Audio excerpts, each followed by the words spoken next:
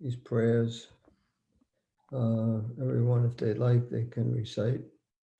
Om Jnana Timirandasya Ganajana Shalakaya Chakshu Militam Yena Tajmai Shri Gurave Namaha Shri Chaitanya Manobhistam Stapitam Yena Bhutale Swayam Rupa Kadamayam Dadati Svapadantikam Vandeham Shri Guru Shri Yuta Padakamalam Shri Gurun Vaishnavamscha Shri Rupam Sagrajatam Sahagana Raganatam Vitam Tam Sajivam Sadvaitam Savadutam Parijana Sahitam Krishna Chaitanya Devam Shri Radha Krishna Padan Sahagana Lalita Shri Vishakam Vitamscha Hey Krishna Karuna Sindhu Dinabandho Jagatpate Gopesha Gopika Kanta Radha Kanta Namostute Tapta Kanchana Gaurange Radhe Vrindavaneshware Rishabhanu Sutta Devi Pranamami Hari Priye Vanchakalpa Tarubhyascha Kripa Sindhu Bhyevacha Patitanam Pavanebhyo Vaishnavebhyo Namo Namaha Shri Krishna Chaitanya Prabhu Nityananda Shri Advaita Gadadhar Shri Vasadi Gaura Bhaktavinda Hare Krishna Krishna Krishna Hare Hare Hare Rama Rama Rama Hare Hare. So continuing with the 18th chapter, text number 47.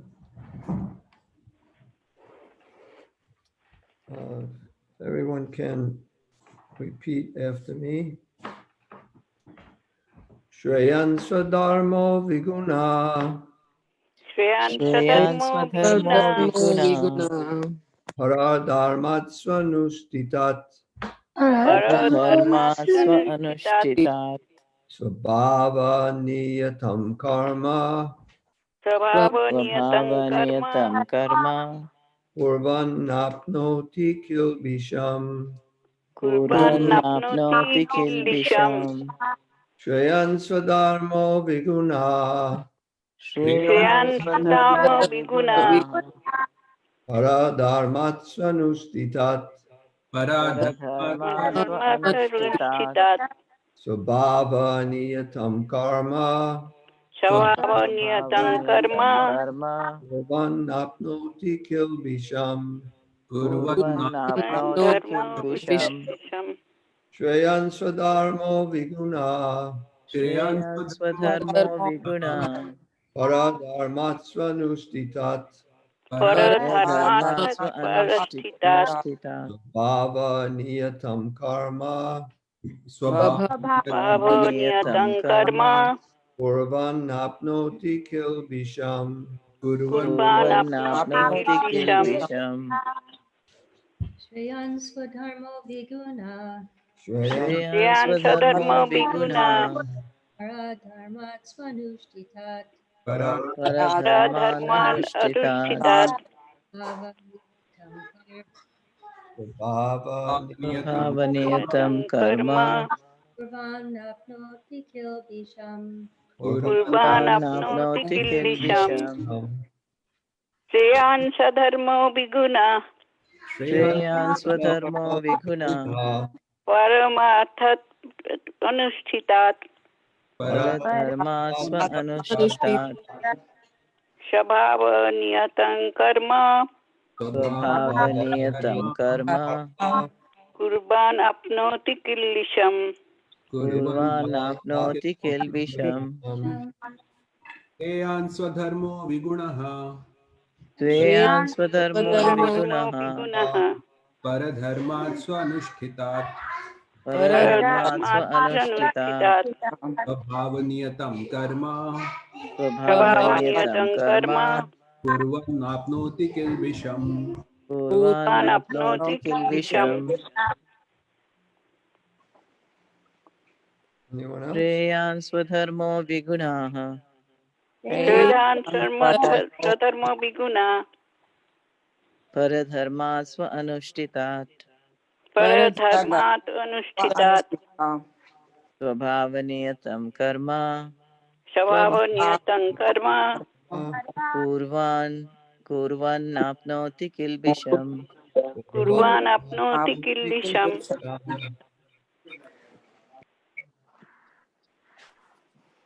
Shreyan, Shreyan. better. Shreyan, Better. better. Maha, Sadharmaha, one's own occupation. One's one's own own occupation. occupation. Viguna, Viguna. Viguna, imperfectly performed. Imperfectly performed. perfectly informed. Paradharmat, Paradharmat, Paradharmat. then another's occupation. Then another's another's occupation. Su anustitat, Sha anushtitat, Anushtitat.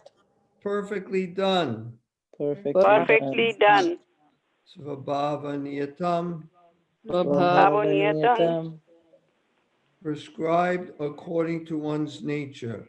Prescribed Describe according to one's nature. nature. Karma, Karma, work. Work. work. Kurvan, Kurvan. performing. Performing. Na, Na. Na, never. Never. never. Apnoti, Apnoti. achieves. Achieve. Kilbisham, Kilbisham. sinful reactions. Simple reaction. Translation. It is better to engage in one's own occupation, even though one may perform it imperfectly, than to accept another's occupation and perform it perfectly.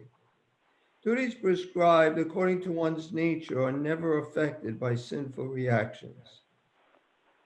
Purport by Srila Prabhupada. One's occupational duty is prescribed in Bhagavad Gita. As already discussed in previous verses, the duties of a Brahmana, Kshatriya, Vaishya, and Shudra are prescribed according to their particular modes of nature. One should not imitate another's duty.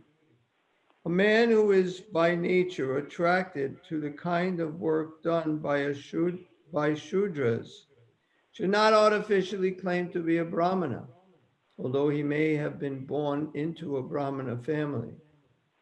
In this way, one should work according to his own nature. No work is abominable if performed in the service of the Supreme Lord. The occupational duty of a Brahmana is certainly in the mode of goodness, but if a person is not by nature in the mode of goodness, he should not imitate the occupational duties of a Brahmana.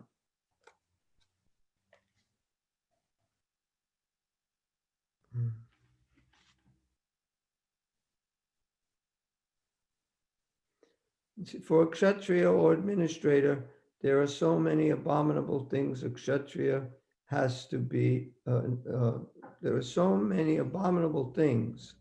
A Kshatriya has to be violent to kill his enemies. And sometimes a Kshatriya has to tell lies for the sake of diplomacy. Such violence and duplicity accompanying political affairs, but a Kshatriya is not supposed to give up his occupational duty and try to perform the duties of a Brahmana. Okay, that's the first paragraph, which says quite a bit. To summarize it,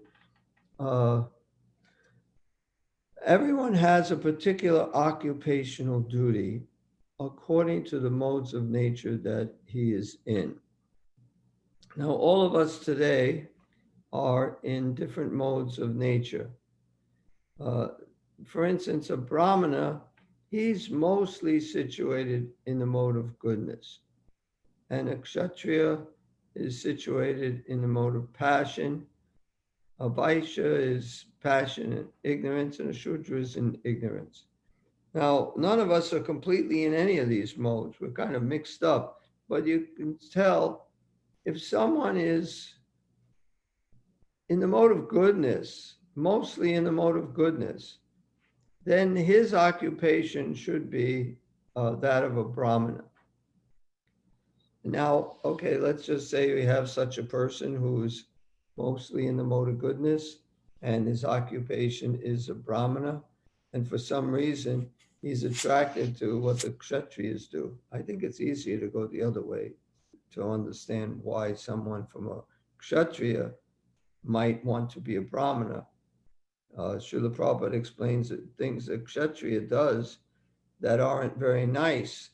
They have to kill people. It's not a nice thing to do. You know, a policeman or a military man, there's a war, he has to kill people. Or if there's somebody who is killing other people, then a policeman has to kill that person, has to stop him. And generally, if somebody is killing another person or attempting to kill another person, that their duty is to try to kill that person. You should shoot to kill, not shoot to wound. You should shoot to kill. So that's not a very nice thing to do. And most of us, if we killed somebody in such an instance, even though it's completely right, we would feel pretty bad probably for quite a while just thinking about how we killed that person. But for Kshatriya, that's like in his normal course of duty. If you read Krishna book, you see these Kshatriyas. I mean, we have a wedding. When we go to a wedding, you know, the bride and groom get married and everybody, you know, has fun. Of course, in the weddings today, people may drink, but weddings, and if you read about the weddings, somebody's going to get married to someone else and some king steals the bride and then they have a big fight and people get killed. And I mean, I don't know how often these weddings happen like that, but they certainly have happened. And if somebody wins, because Kshatriyas, lots of times they have these Swayamvara ceremonies where the princess can kind of pick who she wants to marry by having some challenge. Whoever can do this, that person I'll marry. You know, like for instance, with Krishna, he had to tame 8 bulls that each one of them was so violent, nobody can get near him. And he has to have somebody who can tame them all at once, not like we tame this one, then you go to the next one, tame that one. All 8 bulls, and he's in a little arena with all 8 bulls, and they're all, you know, would all try to kill him. But of course, Krishna is the Supreme Personality of Godhead. He expanded himself into 8. Now, he didn't even have to expand himself into 8. He could have done it without expanding himself. I actually read, do you remember why? One of the reasons why he expanded himself? Because I thought the same thing, he didn't have to. And then I read right after that why he did, because it also said he didn't have to. But even us, even if we had one of these bulls, we couldn't tame it, you know, but he expanded himself, I think, to make someone not feel so bad, that, you know, I don't remember, but there was a reason why. Like to impress his new bride or something to do with Yes, yes. Yeah. Something to do with the new bride, not to impress her that he's not an ordinary person or something. Don't remember. But he actually did it for a reason, not just because he needed to do that to defeat the bulls. And then Arjuna had to shoot an arrow to the eye of a fish while he's looking in a pot of water and the fish is on the ceiling, turning, spinning. Anyway, so they have different challenges. And sometimes now, like for instance, Krishna will win the bride and he marry her, he takes away to get married, and then other princes would fight and he kills them or cuts off their arms, cuts off their legs, cuts off their heads. And this is like just an ordinary course of just a marriage ceremony, let alone if there's a war. So the Kshatriyas would often kill, and it's an abominable thing to do. but they would have to do it. So some Kshatriyas, even Arjuna. Now Arjuna is in this battle. He has to, this is before the battle. This Bhagavad Gita is all spoken before the battle begins. He had his doubts. Why should I kill these people? Now, it's not even just a regular war. He's killing people that he knows. He's killing people, not killing, he's fighting against. He has to fight against and kill, if he gets the opportunity, people that he knows, people that he loves, people that he cared for, friends. It was a fratricidal war, relatives and friends on each side. And so he thought, all of us, at least when I was reading Bhagavad Gita for the first time, I completely agreed with Arjuna and I disagreed with Krishna. Krishna is telling him to fight. And I'm thinking Arjuna is such a great person. He's willing to give all this up. He's willing to give up all this fighting and not killing anyone and then live by begging, not even caring for himself. He loses everything. He's willing to do that than to kill all these people that don't deserve to be killed, according to his estimation at the time. But in this particular verse, is saying he has to act according to his nature. He has a particular nature, and if he doesn't, then that it better, even if he can do another's duty, even if he can be a Brahmin, perfectly execute Brahminical activities, if it's not his nature, if he's not in goodness, he's not going to be happy. He's not going to make the advancement, spiritual advancement he would make if he just stayed as a Kshatriya. So, I mean, now another question is, how does this actually apply to us today? I mean, how many Brahmins do we have? Well, Prabhupada's at one time, or more than one time, has said he's created this movement simply to create Brahmins. He said because there is the Shudras are like the legs, the Vaishyas is like the belly, Kshatriya is like the arms, and the Brahmin is like the head in society. And we have a society without a head. We have Shudras, we have Vaishyas, and we have Kshatriyas. You know, we have laborers, we have businessmen, mercantile men, and we have warriors. But we don't have this priestly class. That's missing. And it's a body without a head. You can do without legs, you can live without arms, you can't live without a head.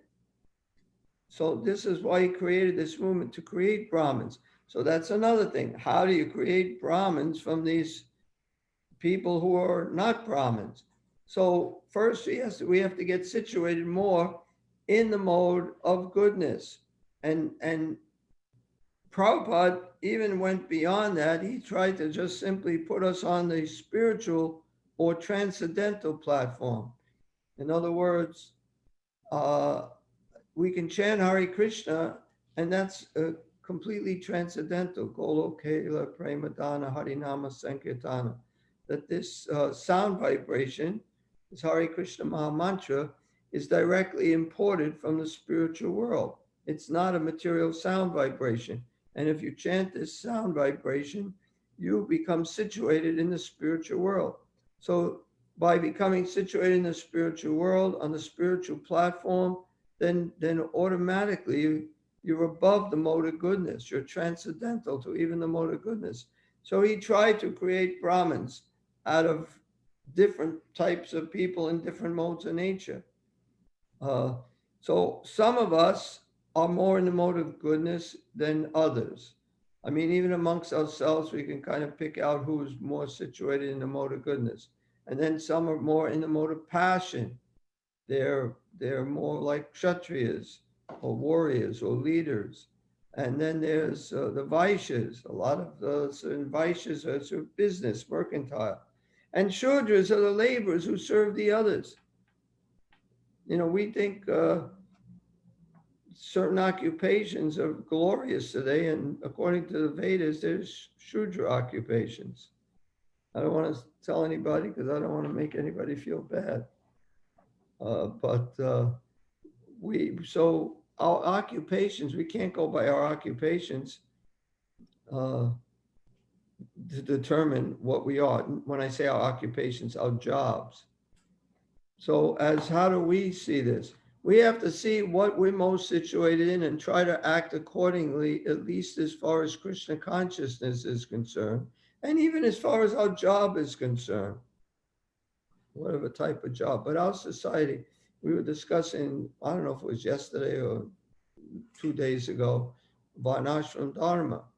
And this is what's lacking. We don't really have a Varnashram Dharma where we have these different varnas and ashramas. We have the ashrams, but we don't have the different occupations. We don't really have Brahmanas clearly identified their occupation, just like if you're going for a job and you look at what are the qualifications you need for this job, and so we don't have that for what the Brahmanas should be doing, what are the duties he should do, what are the duties Kshatriyas should do, and how this whole society can work. So we don't have all of that today. So when I see this verse, it is better to engage in one's own occupation, even though one may perform it imperfectly, than to accept another's occupation and perform it perfectly. Duties prescribed according to one's own nature, are never affected by sinful reactions. I mean, I could see it as Krishna's truly bona fide spiritual master gives you some service to do. And even if it doesn't seem like it's your nature, you still try to do it. And even if it's not your nature, but you try to do that service, you're rightly situated. Instead of saying, I don't want to do this, I want to do that. You just do whatever you're instructed to do, whatever it might be. Whether it's a Brahminical service, Kshatriya managing service, whether it's a business service, or whether it's just serving the others. You do whatever it is that you're instructed to do. This is actually the transcendental position. And that's what we should all try to come to. So we should all have some service to do within ISKCON, supporting ISKCON, serving our guru and serving our guru, or our guru Srila Prabhupada, and also serving Krishna in that way. So if we do our duties in that way, that's the right thing to do. Give you an example. Sadaputa, those of you who knew Sadaputa, he passed away, but he was a genius, mathematical genius, and he has PhD. I know he graduated from Cornell. I don't know, I'm not positive if he got his PhD there, but he definitely graduated from Cornell, either bachelor, master's, or PhD. And he was just, he wrote so many things, like proving that there's God, there has to be God mathematically. But in any way, if you ever met him or you ever read, he has books, if you read his books, you'll see this person is super intelligent. But when he first moved into the temple, nobody knew he had a PhD. Nobody knew he was a mathematical genius. They just saw some simple guy, and he was humble too, which was nice. And they had him wash pots, and he washed pots for maybe a few months. I'm not sure, maybe it was just a few weeks, but it was a substantial, maybe a month amount of time, in a sense that he never said anything, but somehow I guess he talked to somebody and they found out that he had a PhD in mathematics. Then they took him off of washing pots, and then they engaged him according to his propensities. Now, to me, that shows that for the devotee to do whatever is asked of him is the highest principle. And even Prabhupada has said your nature can change. You can change your nature. So this verse is really talking about the material. not so much the spiritual. We're trying to get to the spiritual platform. And of course, Arjun is on the spiritual platform. And in those days, there were very defined duties for Brahmins, Kshatriyas, Vaishyas, and Shudras. And he had to perform the duty of a Kshatriya. And that's what Krishna wanted him to do. So it's whatever Krishna wants you to do. But Sadaputa was showing, I mean, what I can see, he like showed Krishna that he was humble and he's willing to do anything to surrender to him. And then after a short time, Krishna engaged him according to his propensities. So there's another paragraph, but before I read I don't know if there's one or two more, but there's just one more. Before I read that paragraph, does anyone have any questions on something I may have said or read? So, a wife has a duty towards her husband, a mother has a duty towards her children. So, are those duties higher than serving Krishna? No. No. That may be what Krishna wants, but I'll give you an example. Who was it? Speaking of the scientist, what's his name from Manipur? Yes, Swarup Damodar, who also has passed away. He is also very, very intelligent, not just because he has a PhD, but he had a PhD in some sort of science. And he was able to defeat different scientists, because a lot of scientists are not religious. They don't even believe in God. And he would argue with them and defeat them in logic. But anyway, he was very smart. And I'm not sure if it was his mother or father who passed away. And they lived in Manipur, and they were in India somewhere. And he asked Srila Prabhupada if he should go and perform the last rites. I think it was for his father. He said, because there's no one else in the family who can do it. And Prabhupada told him, he quoted this verse, I think it's from the Bhagavatam, where if you surrender to Krishna, you have no other obligations, no family obligations, no material obligations. All your obligations are fulfilled if you surrender to Krishna. He said, but you can do whatever you like. And then the next day, Swarup Damodar was still there. And Prabhupada says, oh, you didn't go? He said, no, Srila Prabhupada, I took your advice, of just surrendering to Krishna. And Prabhupada was very pleased, very, very good. So it may seem cruel. It may seem unfair, hard-hearted, but it's a fact. If you surrender to Krishna, if you're doing Krishna's work, you have no other obligations. So normally you have obligations to your children, you have obligations to your husband, to your wife, you have obligations to your past, your predecessors, your past departed souls, grandfathers, great-grandfathers. You have obligations to great saints. You have so many different obligations, but if you simply surrender to Krishna, you have no other obligation. But the key word that you use is surrendered to Krishna.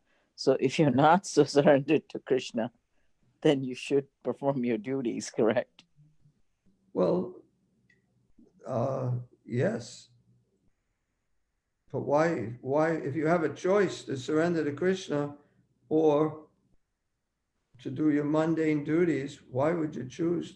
If you know about this, why would you choose your mundane duties? Of course, your mundane duties most of the times doesn't interfere with you surrendering to Krishna. In other words, you have children, you take care of your children. You have to go shopping, you have to get them things, you have to do so many things for your children. So you do that, but at the same time, you teach them about Krishna. So you can dovetail it, you're saying. Yeah. But if the surrendering to your family is overwhelming you and stopping you from surrendering to Krishna, then it should be given up. Hmm. Even your wife or your husband, you should give up if they're stopping you from surrendering to Krishna. You know, Krishna, Prabhupada talks about that in the 13th chapter, verses 8 through 12, that your children, wife, home, and the rest, that these are natural objects of affection, you know, your children, your wife. But if they are stopping you from being Krishna conscious, most of them are not stopping us, but sometimes you'll get somebody who will not let you go to the temple, will not let you do anything. You know, they're just so much against Krishna, then they should be given up. It's the instructions. So if they're not stopping you and you can still be Krishna conscious, then you can do those things. You have to have a balance. You have to have some intelligence to see when it's too much, you know, enough is enough. Or when it's my duty, I should do it and I can do it. Hmm.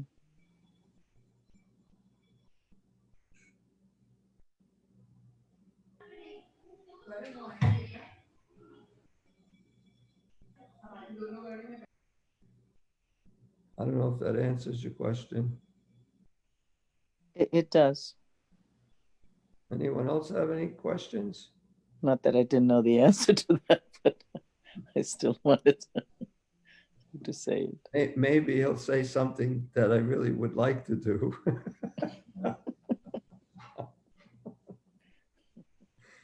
Okay, I'll read the next paragraph.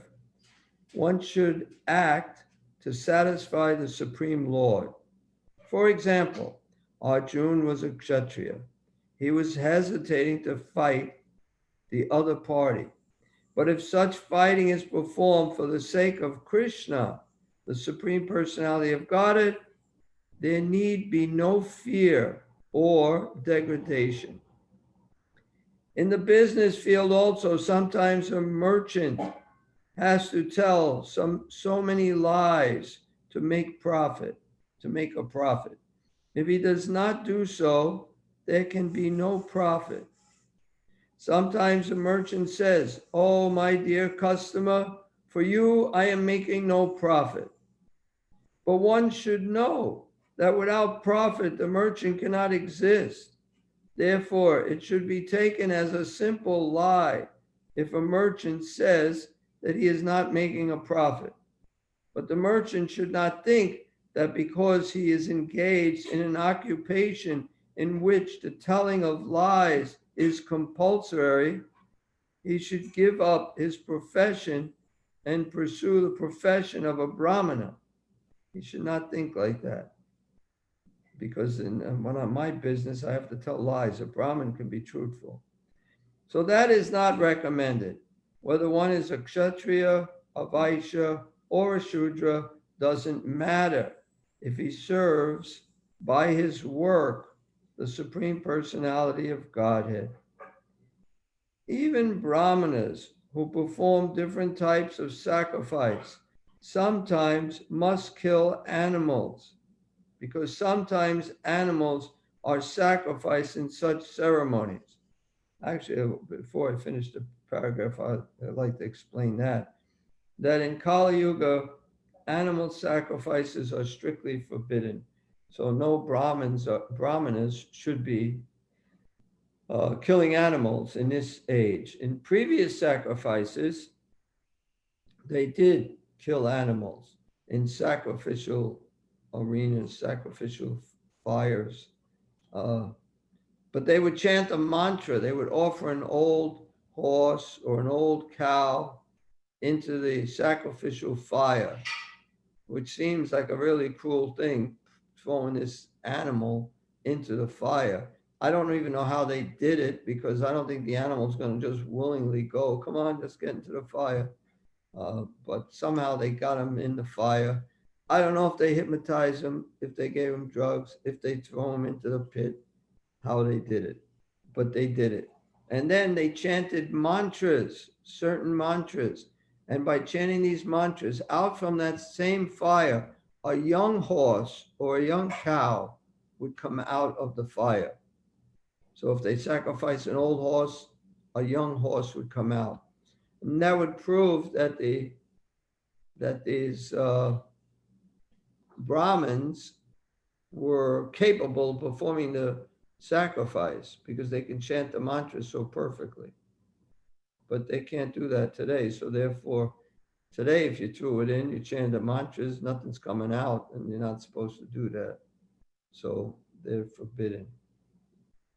So similarly, if a kshatriya engaged in his own occupation kills an enemy, there is no sin incurred. In the 3rd chapter, these matters have been clearly and elaborately explained. Every man should work for the purpose of yajna or for Vishnu, the Supreme Personality of Godhead. Yagnatat kamanonya traloko yam kama bandhana taratam kamakantiya mukta sangha samachara. Work done as a sacrifice for Vishnu has to be performed. Otherwise, work binds one to this material world. So therefore, perform your duty for his satisfaction. In that way, remain, I don't know the exact words, but remain unaffected by sinful reactions. Because there's no sinful reaction when you're working for Krishna. If you work for yourself, there is karma. There's no karma when you're working for Krishna. So, or Vishnu, Supreme Personality of Godhead. Anything done for personal sense gratification is a cause of bondage. The conclusion is that everyone should be engaged according to the particular mode of nature he has acquired, and he should decide to work only to serve the supreme cause, the Supreme Lord. So now Prabhupada is saying here, even as devotees, we should be engaged according to our, he says in another place, psychophysical nature. So the psychophysical nature is determined by what mode of nature we're in, or how the modes of nature are influencing us. So if we're engaged according to that, we will be the most productive in spreading Krishna consciousness. We will be able to do our duty with our mind not being disturbed, or being disturbed the least it can possibly be disturbed. So if we're acting according to our nature, our occupation is according to our nature, probably it's a psychophysical nature, or the 3 modes of nature, then we'll be the happiest and the most productive. So better we work according to that. Prabhupada says that the guru can understand the disciple's psychophysical nature and can engage him accordingly. So most of the gurus now practically don't really know so much the disciples' psychophysical nature, don't really engage them. It's mostly the temple presidents that engage the different devotees. But it seems like Krishna eventually gets one situated doing a particular service that he's very capable of doing. I mean, even when Prabhupada was here, so Prabhupada had thousands of disciples, he didn't engage them. But when Prabhupada was here, I can tell you the way his disciples thought is that whatever the temple president's telling me to do, that's what Krishna is telling me to do. It was based on a lot of faith like that. And it wasn't just blind faith. We were convinced of it. And Krishna protected us. Even if the temple president told us something that stupid to do, he still protected us if we did it. Because we're serving him. I don't remember anything my temple president ever told me that was really stupid to do, but I'm just saying, even if that was the case, just like Prabhupada said that a Shudra should follow the instructions of his master, even if he has a bad master, he should follow his instructions.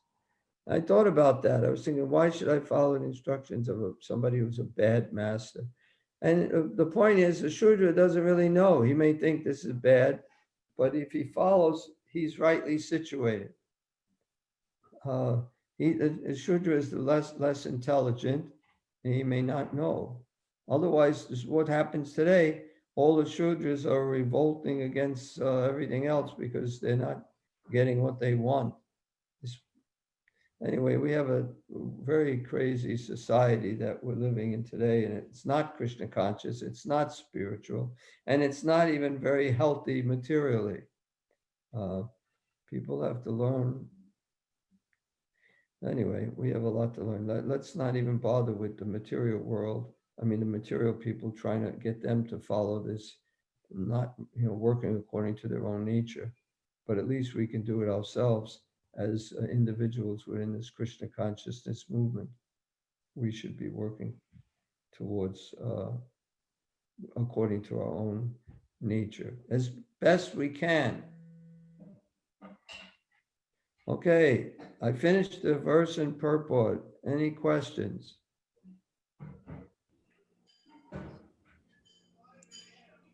Hare Krishna, Prabhuji. Yes, who's Two there? questions, Prabhuji. So how do we? So Prabhupada writes in the purport that people are naturally attracted to certain things, and by that they can know what kind of mode they are in. So how do we exactly know, like how do I know what mode I am in, and whether I am by nature, if I am a Brahmin or a Kshatriya or a Shudra or a Vaishya? I mean, in the morning I feel I'm in mode of goodness. In the day progresses, I get into more in mode of passion. By night, I am more into mode of ignorance. So I don't know how to make Well, I that. think everyone has that same problem, is that we're in different modes all the time. Prabhupada says that in the Bhagavad Gita says that these modes of nature are fighting for supremacy. So sometimes you are in the mode of goodness, and then somehow passion takes over, and somehow then ignorance takes over, then goodness, then ignorance, then passion. It just goes all over the place. So that's why it's really difficult to set up this whole Varnashram Dharma, because we're not in any of these modes of nature like you're supposed to be. We would not have any Brahmins if you had to be pure, just like, say, 90% goodness. Because we know if you're in 100% goodness, that's not even a Brahmin. That's a Vaishnava, a pure surrendered soul. Shuddha Sattva. Sattva is the mode of goodness. Shuddha Sattva means pure goodness, and that's transcendental. So even the Brahmins are not 100% in the mode of goodness, even in Vedic culture. So I don't know what percentage they are in the mode of goodness. I never read where if you're 90% in the mode of goodness, then you're a Brahmin. And the other 10% can be between passion and ignorance. Or whether it's 95% or 82%, I don't really know. But we do know that the Brahmins are not 100% in the mode of goodness, because then they would be all on the spiritual platform, and they're Vaishnavas, which is above a Brahmin. So I don't personally, I think what we should learn from this is there are these modes of nature, and I have these modes of nature, and I'm influenced by them, and I'm more influenced by this one.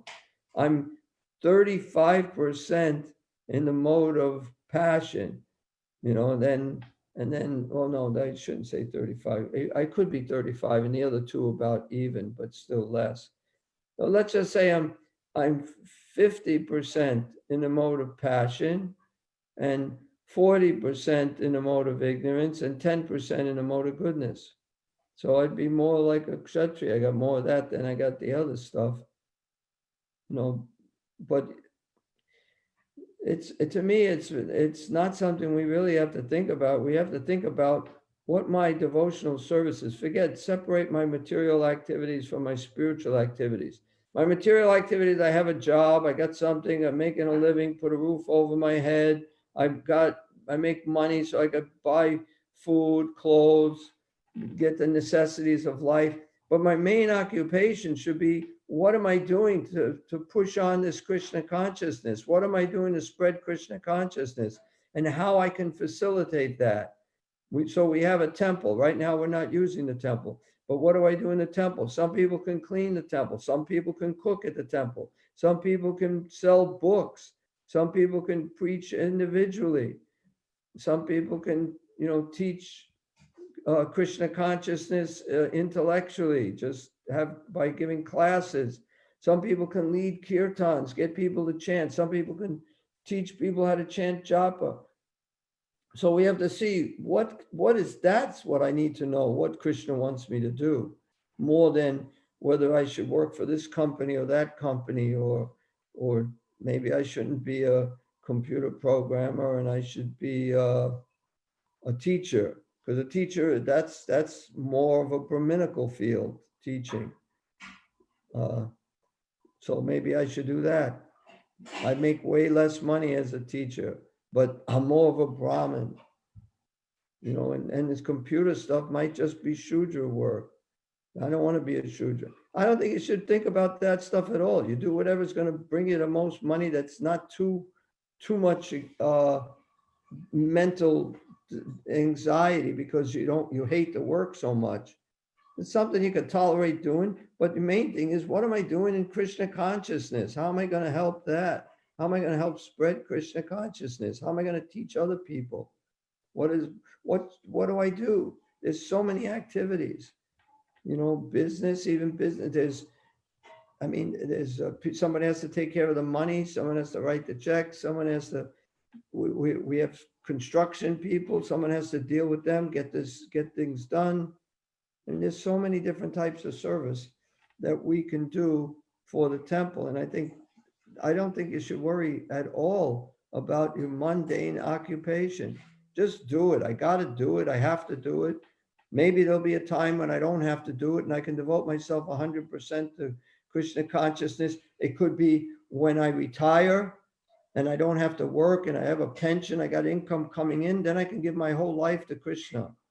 Or it could be I take sannyas and then I leave my wife and kids and hopefully they're okay, and just travel and preach. But even that, you shouldn't do that whimsically. Your motive has to be pure. In other words, I want to leave my wife and kids because it's just too much trouble. That's no reason to take sannyas. It's for the mission of spreading Krishna consciousness. And generally it happens when your children are older and take care of your wife. And then you could take sannyas. So anyway, that's my answer to the question. It's more of what we're going to do in Krishna consciousness and how best to serve. And even book distribution. Prabhupada stressed book distribution more than anything else. So there's some people may be very shy. They can't actually go out, but they can do other services to support the book distributors. They can cook for them. Actually, we have ladies that we used to go out and do the henna. And you sell books by doing that. There's so many different ways people can be engaged according to whatever mode they're in to help support book distribution. Yeah, that makes sense, Prabhu. Thank you. And one more thing, Prabhu, you said that, I understand you said that animal sacrifices are banned in Kali Yuga. And in the purport, Prabhupada says that the Vaishyas, even they might have to speak lies while they're doing business, but they should not give up their duty just, thinking that, I'm doing something really bad. But then how does it apply to someone who is in the profession of, say, who is a butcher? So, yeah. Yeah, I think that's something you'll have to give up. So It's funny because when people were following this system of Varnashram Dharma, there were people who were butchers, not Hindus, but they were butchers.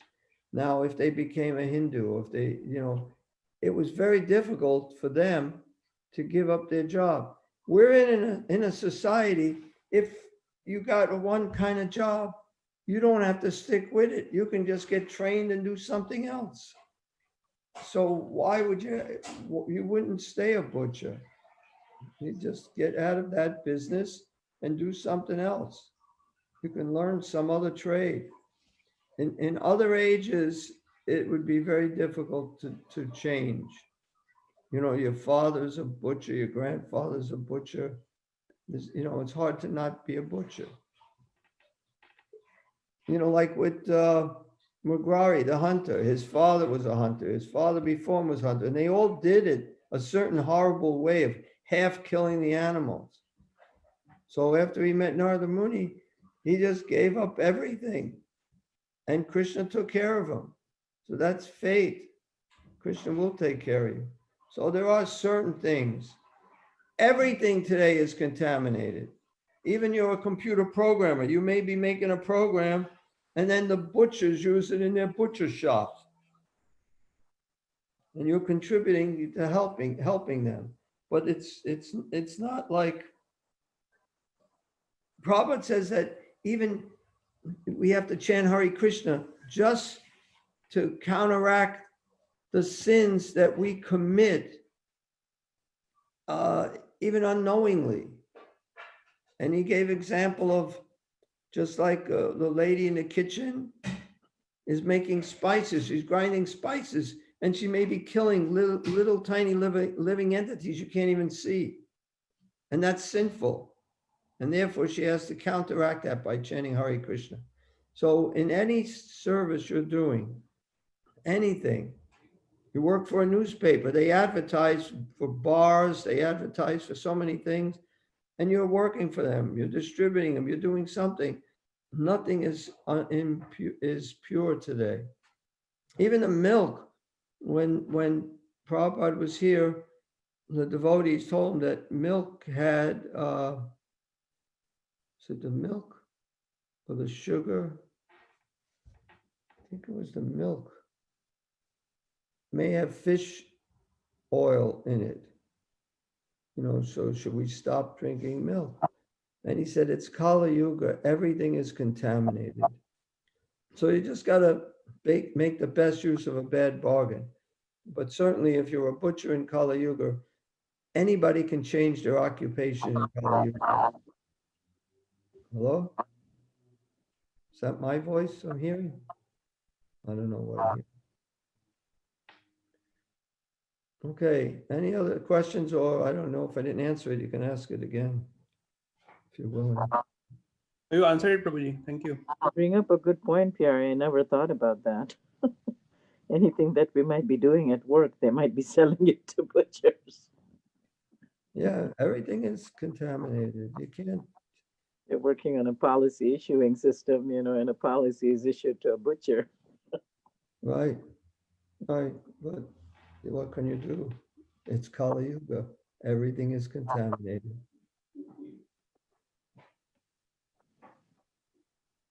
Yeah, if you don't like lying, you don't want to lie, you don't want to become a politician.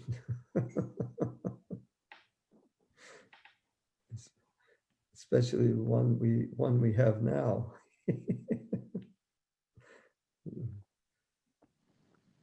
Okay, the question, huh? Unlimited lies. No, I'm saying, yeah, they lie a lot. Anyway, let me read another verse, which I thought kind of had something to do with this verse. Sadusham chetate swasya prakritir gyanavan api prakritim yanti bhutani nigraha kim karisyati. Even a man of knowledge acts according to his own nature, for everyone follows the nature he has acquired from the three modes. What can repression accomplish? So that's an important part. What can repression accomplish? Now, as Prabhupada's pointing out in this verse, you have to follow your nature, whatever it is, your kshatriya vice. And even if you want to do another's duty, even if you could do it perfectly. Now, for instance, I may externally be able to do something perfectly. But if it's not my nature, I'm repressing these tendencies I have. What can repression accomplish? It's going to come out sooner or later. It's going to come out. So better you work according to your own natures. Of course, it says in the purport here, unless one is situated in the transcendental platform of Krishna consciousness, he cannot get free from the influence of the modes of material nature, as it is confirmed by the Lord in the 7th chapter, 714. Anyway, I don't have time. I got just a couple of minutes. But therefore, even for the most highly educated person on the mundane plane, it is impossible to get out of the entanglement of Maya simply by theoretical knowledge or by separating the soul from the body. There are many so-called spiritualists who outwardly pose as advanced in the science, but inwardly or privately are completely under particular modes of nature which they are unable to surpass. This is really nice because we've seen this. We have these Christian preachers online who are saying all these things, but outwardly they're showing one way, but then inwardly or privately, you find out some things about them, that what they were doing. I know there was one, I don't remember his name, but he was visiting prostitutes, and someone followed him and saw what was happening and then reported it. And then he's crying that he was so bad. I sinned. And anyway, it was like he was weak and all this stuff. But only because he got caught is he ever saying that. But so his nature was one thing, and he's trying to act like another thing. It doesn't happen. It's going to come out sooner or later. What will repression accomplish? Okay, it's 8:00. Well, I'll read this, just short purport. I'll finish the purport. I think it's the end of the purport. Yeah. Academically, one may be very learned, but because he has long associated with material nature, he is in bondage. Krishna consciousness helps one to get out of the material entanglement, even though one may be engaged in his prescribed duties in terms of material existence. Therefore, without being fully in Krishna consciousness, one should not give up his occupational duties. No one should suddenly give up his prescribed duties and become a so-called yogi or transcendentalist artificially. It is better to be situated in one's position and try to attain Krishna consciousness under superior training. Thus, one may be freed from the clutches of Krishna's Maya. Okay, so if anybody has one more question, or else we'll end. It's already after 8. But I just read something extra. According to Pyari earlier, that unless you're fully situated in Krishna conscious, you should not give up your occupational duty. Okay, so you got your answer. Got my Ready to take sannyasini. Okay, all glories to Srila Prabhupada. Vanchakalpa Tarubhyascha Kripa Sindhu Vyevacha Patitanam Pavanebhyo Vaishnavebhyo Namo Namaha. Glories to all the devotees. Hare Krishna. Thank you. Oh, there's something in the chat. What does it say? Oh, okay. Thank you so much. Well.